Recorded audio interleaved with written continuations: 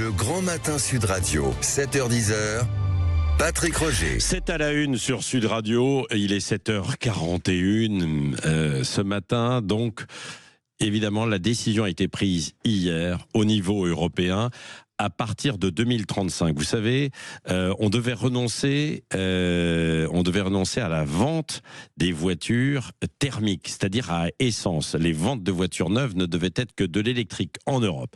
L'Union européenne a renoncé hier. Nous sommes avec Sylvain Resser, journaliste automobile au Figaro, qui connaît très bien ce dossier et qui le suit. Bonjour Sylvain. On vous entend très mal, Sylvain. Vous m'entendez mieux? Ah là, on vous entend mieux, un petit peu mieux, évidemment. Sylvain, alors, pourquoi cette décision a été prise, en fait, hier? Je crois que ça venait beaucoup de l'Allemagne, notamment, qui a fait pression, hein, c'est ça? Bah oui, en fait, avant 2035, les constructeurs doivent suivre une trajectoire de réduction des émissions de CO2 assez draconienne et avec des amendes à la clé. Et en fait, les clients sont pas au rendez-vous. Donc les constructeurs risquent des lourdes amendes pour dépassement de CO2. Donc c'est pour ça que la Commission européenne a engagé la clause de revoyure. Mais encore une fois, tous les pays européens n'étaient pas alignés hier. Oui, il y avait débat entre les pays européens, quoi. Il y avait débat parce qu'il y a deux clans. Il y a un clan avec l'Allemagne, l'Italie et d'autres pays qui voulaient desserrer les taux réglementaires et d'autres pays comme la France, emmenés par la France, qui voulaient rien changer. Ouais.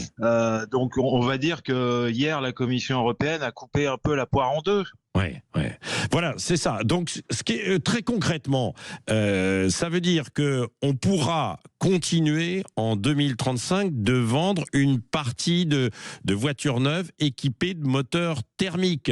Donc oui, à essence, exactement. Alors, hein. Mais sous la Commission européenne hier a décidé que les constructeurs devraient baisser leurs émissions de CO2 de 90% en 2035, au lieu de les baisser de 100%. Ouais.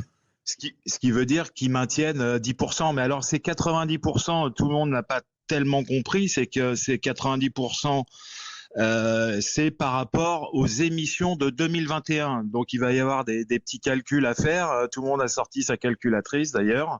Parce que finalement, on ne sait pas trop. Et alors, les 10% d'émissions résiduelles sont quand même soumis à des conditions, c'est-à-dire que les constructeurs devront utiliser de l'acier vert pour produire les voitures, et les voitures devront fonctionner avec du carburant de synthèse. Bon, on disait qu'il fallait sauver l'industrie automobile européenne face aux Chinois qui, eux, sont très en avance, notamment sur le tout électrique.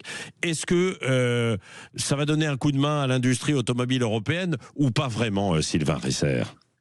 Mais encore une fois, le diable est dans les détails. C'est qu'il va falloir analyser ce qui a été décidé hier, parce qu'hier on a donné des grandes tendances, des grandes tendances, mais ils ont parlé de l'ouverture du développement des petites voitures pour instaurer une préférence européenne. Donc on parle de voitures de moins de 4,20 m qui auraient une réglementation particulière, et ça, on saura vraiment ce qu'il en est au mois de janvier. Oui, c'est ça, oui.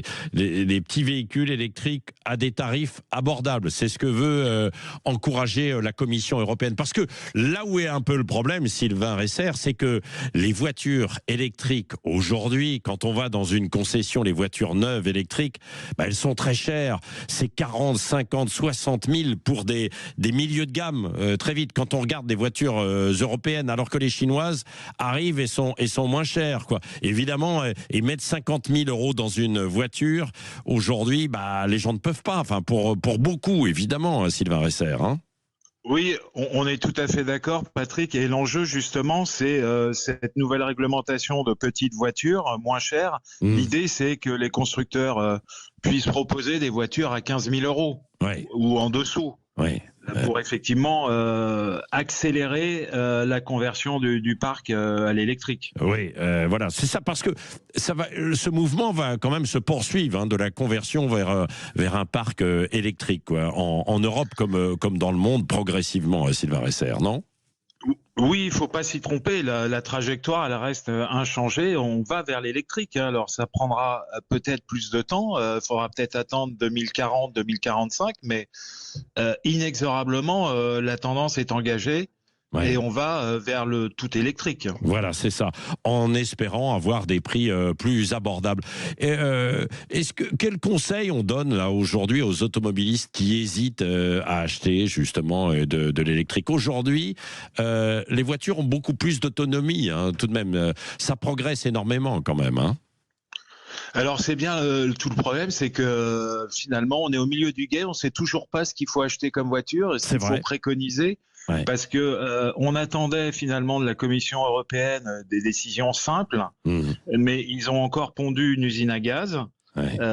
et donc c'est très compliqué de s'y retrouver, sachant que de toute façon ils vont obliger les entreprises à verdir leur parc, Ouais.